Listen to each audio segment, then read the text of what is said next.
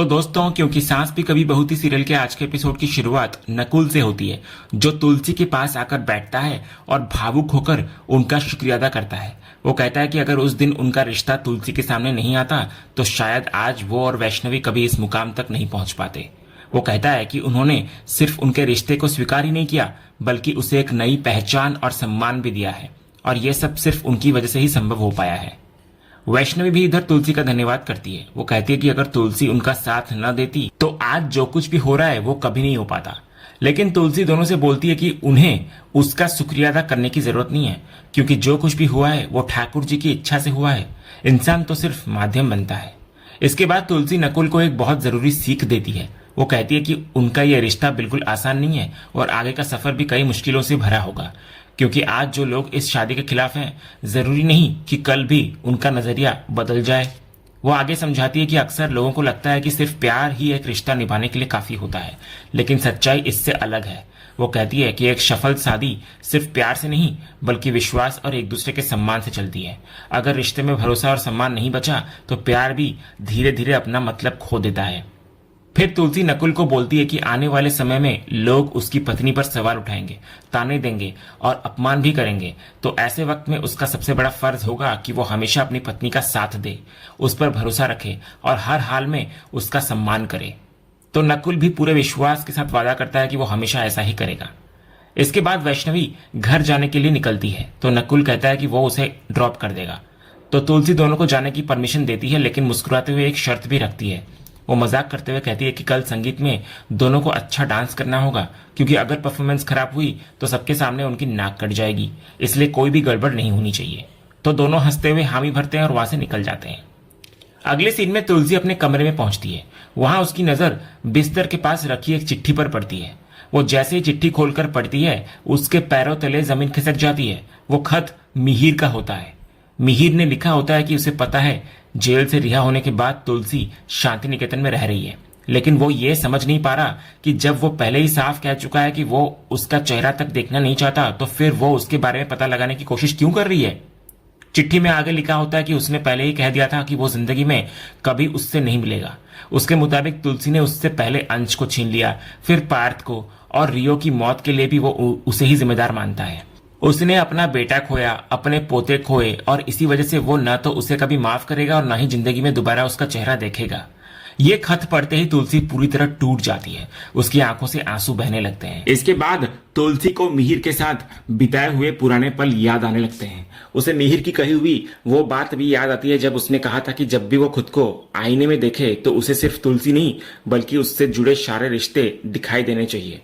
फिर उसने ये भी कहा था कि उसकी नजर में दुनिया की सबसे खूबसूरत इंसान वही है। इसलिए आज के बाद अपने बारे में कभी भी कुछ गलत मत कहना, क्योंकि ऐसा कहने का मतलब होगा उस इंसान के बारे में गलत कहना जिससे वो दुनिया में सबसे ज्यादा प्यार करता है। उधर दूसरी तरफ करण चुपचाप तुलसी के कमरे के बाहर खड़ा होता है। वो दरवाजे के बाहर से ही तुलसी को टूट कर रोते हुए देख रहा होता है।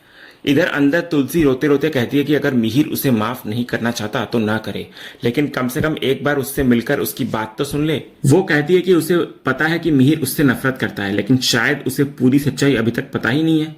इधर करण सोच रहा होता है जब तुलसी महाराज जी से बार बार पूछ रही थी कि मिहिर कहाँ है और आखिर उससे ये सच क्यों छिपाया जा रहा है।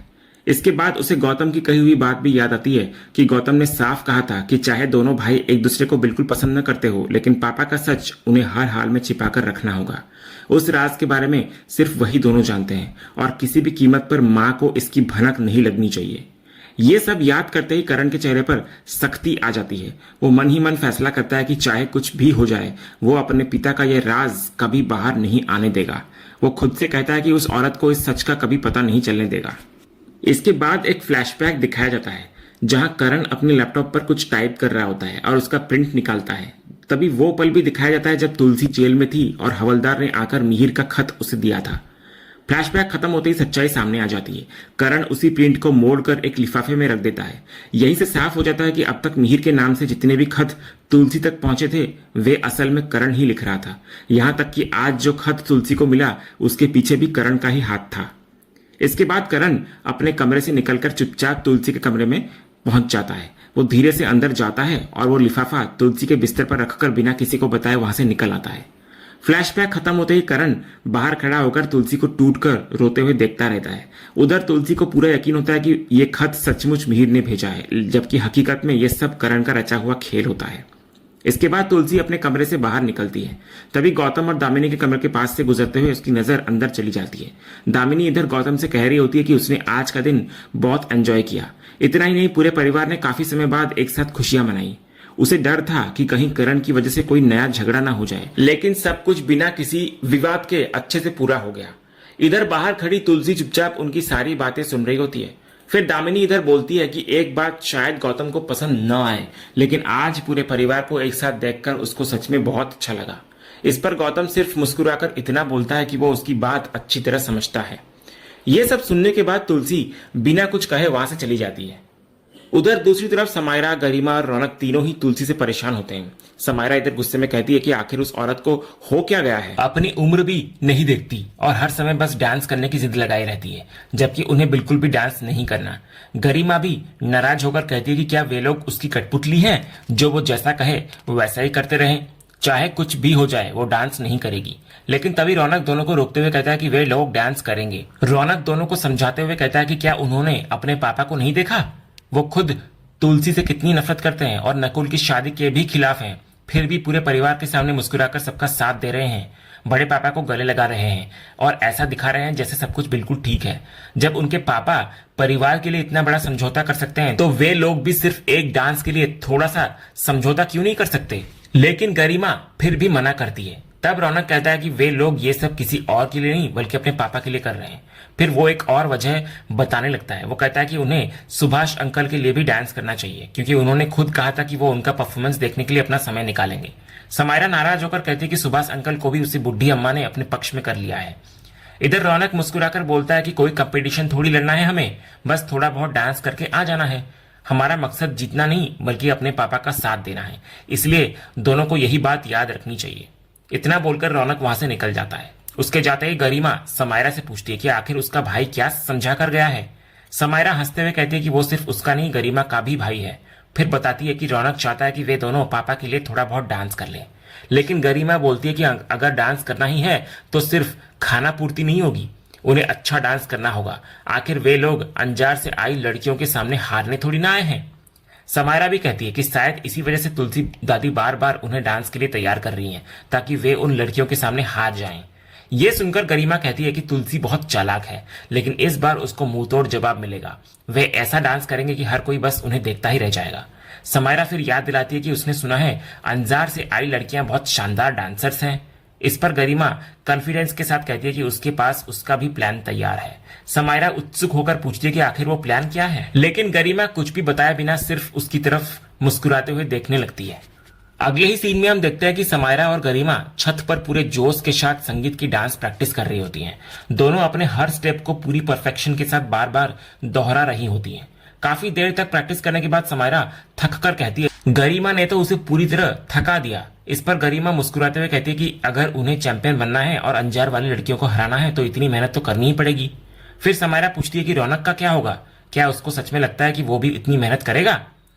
गरिमा कहती है कि रौनक अपना देख लेगा, फिलहाल उन्हें अपनी प्रैक्टिस पर ध्यान देना चाहिए। इसके बाद समायरा थोड़ा परेशान होकर पूछती है कि अगर पापा ने उन्हें इस तरह डांस करते देख लिया तो उनका क्या होगा। गरिमा हंसते हुए कहते हैं कि उनके पास उसके लिए भी एक मैजिक वर्ड है और वो है सॉरी, वो ये बोल देंगे। तभी सुभाष का बेटा सिद्ध छत पर आता है। वो फोन पर बात करते हुए आता है, लेकिन समायरा और गरिमा को देखकर तुरंत अपनी कॉल खत्म कर देता है। फिर वो उनके पास आकर बोलता है कि उसे नींद नहीं आ रही थी, इसलिए वो ऊपर चला आया। साथ ही पूछता है कि कहीं उसने उन्हें डिस्टर्ब तो नहीं किया। समायरा मुस्कुराकर बोलती है कि बिल्कुल भी नहीं, वे लोग तो बस डांस प्रैक्टिस कर रहे थे। ये सुनकर सिद्ध कहता है कि उसे भी डांस का बहुत शौक है, खासकर सालसा। तभी गरिमा मुस्कुराते हुए कहती है कि समायरा दी भी सालसा बहुत अच्छा करती हैं और उनको भी ये डांस बेहद पसंद है। इसके बाद गरिमा थोड़ा दूर जाकर बैठ जाती है, म्यूजिक प्ले करती है और दोनों से कहती है कि अब डांस करके दिखाओ। फिर सिद्ध और समायरा साथ में सालसा करना शुरू कर देते हैं। दोनों की केमिस्ट्री और ट्यूनिंग इतनी शानदार होती है कि उनका हर स्टेप बिल्कुल परफेक्ट नजर आता है। उधर गरिमा दोनों का डांस देखकर लगातार समायरा की तारीफ कर रही होती है। देखते ही देखते ये सीन एक खूबसूरत कल्पना में बदल जाता है, जहां समायरा और सिद्ध खुद को एक शानदार डिस्को में डांस करते हुए देखते हैं। दोनों पूरे कॉन्फिडेंस के साथ सालसा कर रहे होते हैं और डांस खत्म होते ही वहां मौजूद सभी लोग जोरदार तालियां बजाने लगते हैं। इसके बाद सिड उसकी तारीफ करते हुए कहता है कि वो सच में एक शानदार डांस पार्टनर है। समायरा इस पर हल्की मुस्कान के साथ बोलती है कि शायद वे दोनों हमेशा सिर्फ डांस पार्टनर्स बनकर ही रह जाएंगे। सिड हैरानी से पूछता है कि वो ऐसा क्यों बोल रही है। तब समायरा कहती है कि अभी तक उनके रिश्ते के बारे में किसी को कुछ नहीं पता, खासकर उसके पापा को। अगर उनको पता चल गया कि वो किसी को डेट कर रही है तो वो इसे कभी स्वीकार नहीं करेंगे। सिड कहता है कि फिर छिपाने की क्या जरूरत है, वे दोनों खुद ही सबको बता देते हैं कि वो करण के दोस्त का बेटा है, अमेरिका से आया है और दोनों एक दूसरे को पसंद करते हैं। लेकिन समायरा तुरंत मना कर देती है। वो कहती है कि अभी ऐसा करना बिल्कुल सही नहीं होगा, बेहतर यही है कि समय आने पर सबको अपने आप पता चले। जब तक घर वाले खुद उनके रिश्ते की बात ना करे तब तक किसी को भी उनके रिलेशनशिप की भनक नहीं लगनी चाहिए। इतने में ये सपना टूट जाता है और सीन फिर से छत पर लौट आता है, जहां दोनों अब भी डांस खत्म करके एक दूसरे को मुस्कुराते हुए देख रहे होते हैं। तभी गरिमा म्यूजिक बंद कर देती है और तालियां बजाते हुए कहती है कि दोनों ने कमाल का डांस किया है। उन्हें देखकर तो बिल्कुल नहीं लगता कि उनकी पहली मुलाकात है ये। फिर वो मजाक करते हुए पूछती है कि कहीं दोनों का चोरी छिपे अफेयर तो नहीं चल रहा। समायरा तुरंत गरिमा को चुप कराते हुए कहती है कि वो कैसी बातें कर रही है। तब सिड इधर मुस्कुराकर बोलता है कि जब दो लोग अच्छा डांस करते हैं तो उनकी ट्यूनिंग अपने आप अच्छी लगने लगती है। इसके बाद समायरा गरिमा से बोलती है कि अब काफी देर हो गई है, इसलिए चलकर सो जाना चाहिए। लेकिन जाने से पहले वो सिड की तरफ देखकर मुस्कुराते हुए कहते हैं कि अब मुलाकात सीधे कल संगीत में होगी। इतना कहकर वो गरिमा को अपने साथ वहां से ले जाती है। अगले सीन में अगली सुबह का नजारा दिखाया जाता है। शोभा खुशी खुशी करण के गले लगकर उसका थैंक यू करती है। करण हैरानी से पूछता है कि आखिर किस बात के लिए। इस पर शोभा बोलती है कि इस शुभ मौके पर पूरे परिवार के साथ शामिल होने के लिए। लेकिन करण तुरंत साफ कर देता है कि वो कोई गलतफहमी न रखे, क्योंकि वो ये सब अपनी खुशी से नहीं बल्कि सिर्फ मजबूरी में कर रहा है। तो शोभा मुस्कुराकर बोलती है कि वजह चाहे जो भी हो, लेकिन इतने सालों बाद पूरे परिवार को एक साथ देखकर उसको बहुत खुशी हो रही है। इसके बाद दूसरी तरफ तुलसी हाथ में मिहिर का खत लेकर करण के पास पहुंचती है, लेकिन तुलसी कुछ कह पाती उससे पहले ही करण उसको रोक देता है। वो कहता है कि वहीं रुक जाए वो, क्योंकि उससे कोई बात नहीं करनी। इतना बोलकर करण वहां से चला जाता है। इसके बाद तुलसी गौतम को आवाज देकर कहती है कि उससे जरूरी बात करनी है। तो दोनों जैसे एक तरफ जाते हैं, तुलसी गौतम को मिहिर का वो खत दिखाकर बोलती है कि ये चिट्ठी उसे उसके कमरे में मिली है। ये सुनते ही गौतम घबरा जाता है। वो तुरंत बात को बदलने की कोशिश करता है और कहता है कि पहले आए हुए गेस्ट को अटेंड कर ले, वो फिर बात करेगा। इतना बोलकर वो वहां से खिसक जाता है। उसी समय शोभा वहां आती है और खुशी के मारे तुलसी को बताती है कि गरिमा, रौनक और समायरा तीनों पूरी तरह तैयार होकर आ गए हैं। वो कहती है कि ये सब सिर्फ तुलसी की वजह से हो पाया है। कल तक घर का माहौल बिल्कुल अलग था, लेकिन आज बच्चों ने मेहंदी भी लगवा ली, करण और गौतम ने साथ में फोटो भी खिंचवाई और पूरा परिवार एक साथ नजर आ रहा है। इसलिए उसके लिए तुलसी किसी सुपर वुमेन से कम नहीं है। इसके बाद शोभा बोलती है कि अब लगभग सभी मेहमान आ चुके हैं, इसलिए संगीत का अनाउंसमेंट कर देना चाहिए। तुलसी भी कहती है कि उसे तो पहले से पता है कि क्या अनाउंस करना है। इस पर शोभा बोलती है कि उसे वो तो पता है, लेकिन एक चिंता अब भी है। उसे डर है कि बच्चे अगर सिर्फ मजबूरी में डांस करेंगे तो पता नहीं उनकी परफॉर्मेंस कैसी होगी। तब तुलसी पूरे विश्वास के साथ बोलती है कि उसे बिल्कुल भी चिंता करने की जरूरत नहीं है, सब कुछ अच्छे से होगा। फिर वो शोभा से कहती है कि अब जाकर अनाउंसमेंट कर दे। शोभा वहां से चली जाती है। इधर तुलसी एक बार फिर हाथ में मिहिर का खत लेकर भावुक नजर आती है। उसकी आंखों से आंसू निकल आते हैं।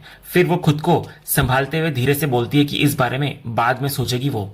और इसी भावुक पल के साथ आज का ये एपिसोड यहीं पर खत्म होता है। तो दोस्तों, आज के एपिसोड पर आपकी क्या राय है? अपनी राय हमें कमेंट करके जरूर बताइए। अगर आप क्योंकि सांस भी कभी बहू थी की हर नई अपडेट सबसे पहले देखना चाहते हैं तो हमारे चैनल को सब्सक्राइब कर लें और बेल आइकन को भी जरूर ऑन कर लें, ताकि आने वाली कोई भी वीडियो आपसे मिस न हो। फिलहाल आज के लिए बस इतना ही। हम फिर मिलेंगे अगले एपिसोड की एक और शानदार अपडेट के साथ। तब तक के लिए धन्यवाद।